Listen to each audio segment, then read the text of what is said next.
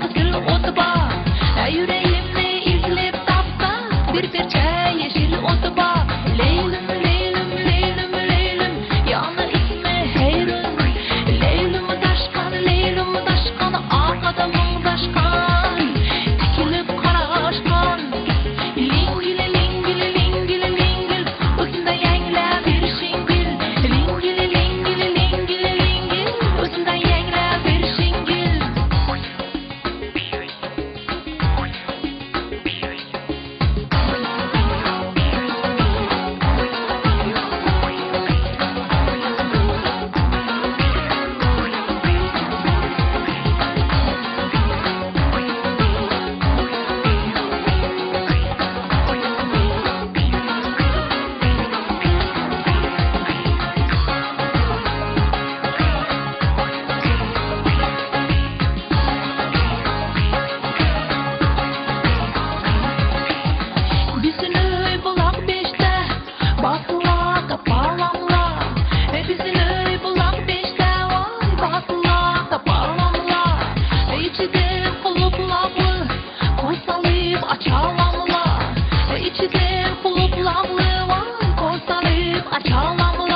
Leylim, leylim, leylim, leylim, yanı ismi Heyrun.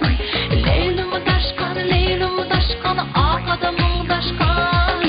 Tikilip karaşkan, lingili, lingili, lingili, lingil, özünde yengle bir şingil. Lingili, lingili, lingili, lingil, özünde yengle bir şingil. Lingili, lingili, lingili, lingil, özünde yengle bir şingil.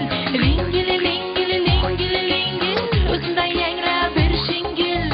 Özünde yengle bir şingil, özünde yengle bir şingil, özünde yengle bir şingil, özünde yengle bir şingil, özünde yengle bir şingil, özünde yengle bir şingil.